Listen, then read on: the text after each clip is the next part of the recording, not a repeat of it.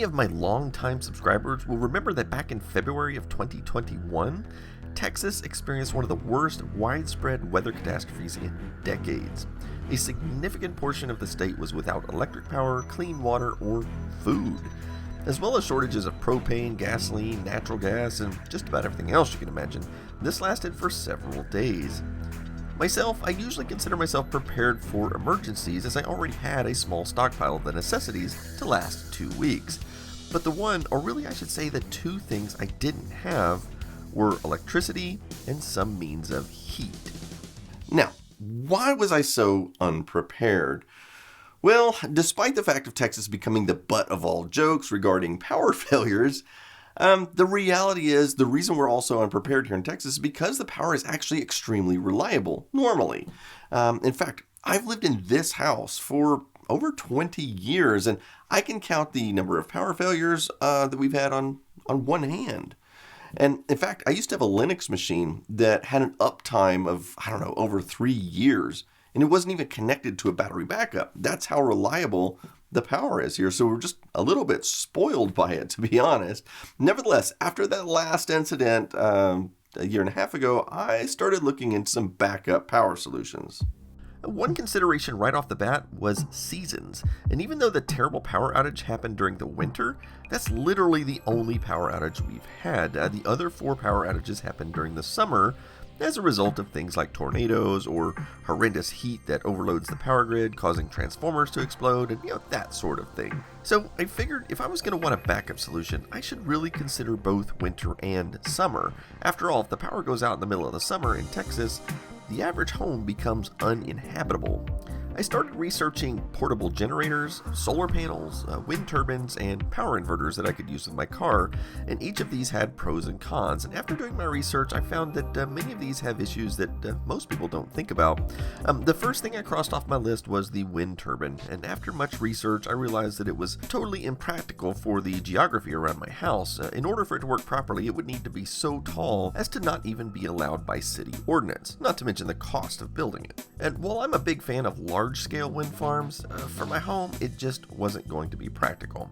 And the next thing I crossed off my list was a regular gas-powered generator. I'm sure a lot of people will be surprised by this, as it's often the de facto standard for power outages. My reasons boil down to 3 basic problems. First is that they require regular maintenance to keep them running. If it sits in storage for 2 years and I bring it out to use it, it's probably not going to start. And I don't want to have to mess with maintaining one. The second problem is the storage of fuel. Gasoline goes bad a lot faster than most people realize, and a lot of people get around this by having several cans of gas and cycling the oldest can into the car once a month or so. That way they keep the fresh supply of gas. Beyond the inconvenience of this, we're also a household of electric cars, so this really isn't a good solution for us. The third problem is, it's something I can only use in emergencies. I have no other use for a generator, which means I have to spend a lot of money on something that I might use once every few years or possibly never. I also did not want to go with a full house solar system. Now, I have nothing against these, but they are really expensive. And for my home, I was looking at a minimum of around $40,000. And the worst part is, they don't actually even work during a power failure. And this is a common misconception, but these systems are actually designed to shut off in the event of a power failure, so they aren't sending power back out on the power lines. If they did, then it would be impossible for the power company to de-energize parts of the grid for repairs. Yes, it is possible to get more sophisticated systems, including those with something like a Tesla Powerwall, which can make this work. But that costs even more money, and this is just way out of my price range. So I ended up buying 5 different things to help alleviate with the next power outage. And I wanted to let you know I was not paid to promote any of these. I bought all of these with my own money and of my own free will. So, my friend Johnny Himberger, who you guys may remember as the DeLorean guy from my Houston trip video I did a while back, had shown me his little home solar setup he did on the cheap. Basically, he has just enough to run a single room in his home off-grid with air conditioning. And having seen this setup actually working, I decided this was the direction I wanted to go. And after all, what I was looking for was something that was an affordable solution that could give me a minimal amount of power for the basic necessities. I don't necessarily need to live like a king while the power's out, although that's probably a bad metaphor because most kings probably didn't even know what electrical power was, but you get the idea. I really wanted to put some solar panels on my studio building. I was thinking something along the lines of a dedicated solar patio cover. That way this building would be like a little sanctuary I could keep powered during an emergency. Unfortunately, I ran into one big snag with that. These mini split air conditioners that I installed are designed to run on 240 volts, split phase. They actually don't consume that much power overall. They are very efficient. I think I could keep at least one unit running on low power with 300 watts or so. The trouble is it has to be 240 volts. They do make 120 volt units like this, but it never occurred to me when I was building the studio to use those. So why is 240 volts a problem? Well, basically any power inverters you can find that output 240 volts are usually very big and very expensive, because they figure if you need 240 volts, you're probably going to be pulling a lot of power. So I think my case is quite an exception to the rule. So what I ended up buying was a Bluetti power station. Now this is actually the largest and most expensive unit they sold at the time, but that was over a year ago, and I understand they have larger ones now. But I paid around $2,500 for this unit, and it came with these 3 portable solar panels. In retrospect, I wish I hadn't bought the portable solar panels, but you'll see why shortly. So I plugged these up to see how it all works, and this is when I learned quite a bit about solar panels. For example, I didn't realize that panels in series basically didn't work if any one panel was in the shade. And as you can see, I'm only generating about 33 watts here, but once I got them all in the sun, I was generating 400, almost 500 watts. So that's a very useful amount of power. You can run a lot of stuff with that. The next thing I did was buy a Medea U window unit air conditioner. This is, or at least was, the most efficient air conditioner you could buy. I had researched this heavily online. Now, no retailers in my area carried it, so I ordered it on Amazon. Anyway, I hooked it up in my office room in the main house, and I was not disappointed. If I run this unit on the low setting, which by the way is plenty to cool a single room with the door closed, it only pulls around 200 watts of power. And as you can see here, the number on the top left is how much I'm generating with solar, and the bottom right is how much the air conditioner is pulling. So I'm using about half the available solar power, and the rest is going to charge the battery pack. So I did a number of tests with the portable solar panels, and I found that I was able to keep this air conditioner running pretty much all day. And then when the sun went down, I could run it all night on battery power. And the batteries would run out just about in the morning when the sun was coming up again the next day, which means I could repeat the cycle and pretty much keep this air conditioner running indefinitely during the summertime.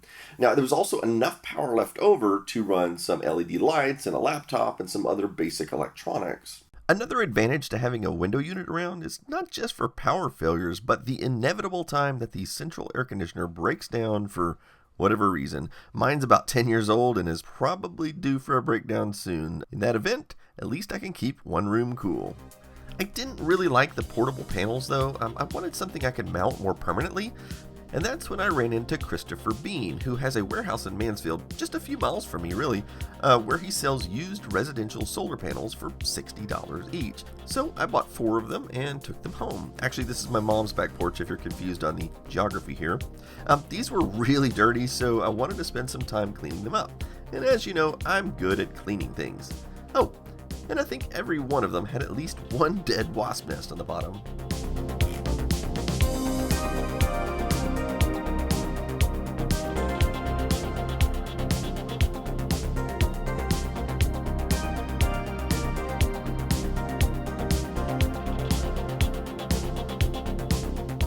After I got them all cleaned up like new, I set them out in my yard and connected them to the power station for testing. I was very happy to see that I was generating over 700 watts now. The only problem was, on the ground I could only get about 5 hours of good sunlight before the trees would wind up casting a shadow over them. So I needed to get them up on the roof. I hired these 2 guys. The guy on the left is Justin, and he's actually a professional fighter of some kind, but also installs solar panels. Yeah, I get punched in the head for fun and for money, and I ain't the smartest person, but I can do some electrical work. And I couldn't believe these guys just carried these panels up to my roof. I mean, these panels weigh probably 80 pounds apiece. It took them a couple of hours, but let me show you the result. So here's some drone footage, and for those that were curious, you can better compare the size of my studio building to the rest of the house. Anyway, there are my 4 solar panels. Installed in this location, they pretty much receive sunlight the entire day and are generating a good amount of power for about 10 hours per day during the summer. In fact, even on a cloudy day, I'm still getting 300 to 400 watts of power. Since I was very happy with this setup, I wanted to add one more thing. I bought a 4-circuit transfer switch and installed it next to my sub panel in my network closet here. And the idea with this panel is I can now power 4 different rooms in the house at the flick of a switch. So in the event of a power outage, I can keep a lot of the lights and appliances running without even digging out an extension cord. So here are the wires coming directly from the solar panels, and they go right into the Blue Eddy unit. And then of course this powers the transfer switch. Now, don't get this confused with a grid tie system. My solar generation setup cannot tie in with the grid or send power back out of the house. This transfer switch is literally an either-or situation. My rooms are either powered by the grid or they're powered by solar, but not both at the same time. Now, why didn't I tie it to the grid? Well, that requires some very expensive equipment, various permits, and all kinds of nonsense I didn't want to deal with just for a backup solution. However, I do get to make use of the power. So one of the circuits that I keep energized all the time is the one that powers the plugs along this wall. And that's so that I can keep this air conditioner running pretty much all day. So I just open the door to my office. I set this thing on high so it consumes about 500 or 600 watts of power on high.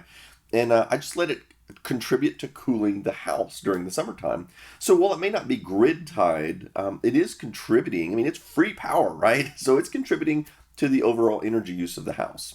Likewise, last winter, I ran this space heater almost every day on low power, which also consumes about 600 watts.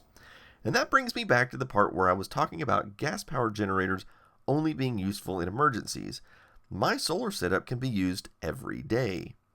In fact, by my calculations, this system will pay for itself in about 10 years. Okay, I know that sounds a little ridiculous, but a gas-powered generator will pay for itself never. Another interesting benefit of this approach is that I get to see my system working every day. So if it develops a problem, I'm going to notice it right away and thus get it repaired, get it fixed, get it working. Where if you have like a generator in storage or something like that and you don't use it for a few years and then you go to get it out when the power fails, you may find that it doesn't work and it's kind of too late at that point. Of course, this isn't a perfect solution. We did have one snowstorm last winter after I installed the panels, and as you might guess, having the panels covered with snow means no power being generated. In fact, on that day, I was getting about 10 watts of power, which is just about enough to charge a cell phone. Granted, snow is a once per year event around here, so on most days the solar will probably work fine. Well, since we haven't actually had a real power outage in the last year and a half, during our last cold snap last winter, I thought maybe I should perform like a mock power outage just to see how everything works. Unfortunately, due to some family considerations, especially my wife working from home and so forth, that wasn't really feasible. But I did collect some interesting data.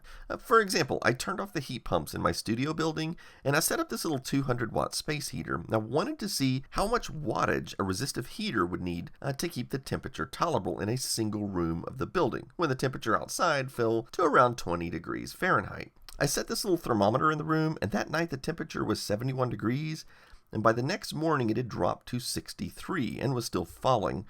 So the next day I repeated the test with 2 of these heaters, which is 400 watts of power, and the temperature did remain stable. So I learned that I need about 400 watts of resistive heat to keep a single room warm in the winter. So yeah, solar panels are no good covered in snow, but remember I said I bought 5 things and I've only shown you 2 of them. The next thing I want to show you is this. It's a 1000 watt inverter, which I can plug into my car. And the great thing about having an electric car is that I can keep the cars in the garage and I don't even have to open the garage door to ventilate because there's no fumes. And 1000 watts should be fine because that's even more than my solar panels can generate, and most of my equipment will use about half of this. Also, I don't care for these alligator connections, so I did order some better cables that will bolt down on both ends, but they're on back order, so I should have them soon. So my Chevy Volt has about 14 kilowatt hours of usable capacity in the battery, and if I'm using 500 watts, then it should last 28 hours using simple math. Of course, it isn't that simple, as there's conversion losses and the car itself has to be powered on, which uses some power, so I think probably 20 hours is reasonable. One problem is the car will shut itself off every hour or so, which is a bit annoying, but not a serious problem. Of course, if that runs out, I can always move the inverter to my wife's car, which has a 65 kilowatt hour battery, so I could probably get several days of power out of that. Or, maybe if I wanted more power, I could use the solar system and the car at the same time. Okay, so what else did I buy? Well, I bought these. These are emergency candles. Now, don't be fooled by the advertisement. You really won't get 36 hours out of one of these. In fact, in my tests with all 3 wicks burning, it's more like 7 hours. But hey, they're cheap and small and easy to store, so I bought a bunch of them. Each one of these wicks puts off the equivalent of about 70 watts of heat. So all 3 together is about 210 watts, or about the equivalent of this tiny space heater. So these aren't a perfect solution, but they do make a lot of light and they do make a lot of heat. And in fact, you could even cook with them if it came down to it. Although, if I were going to worry about cooking, that's actually why I bought this. It's a little camping stove, and I think you can use a candle in here, but more preferably, I would use these. I think it's alcohol in here for to heating oil, whatever. So that's what I'd use for that. But anyway, the question remains: is if I could go back in time during the 3-day blackout that we had, if I had like one of these in every room of the house, that'd be like a 200-watt space heater in every room of the house. And I'm not saying it would have been great, but it might have kept the temperature maybe tolerable enough that we wouldn't have had to evacuate. Who knows?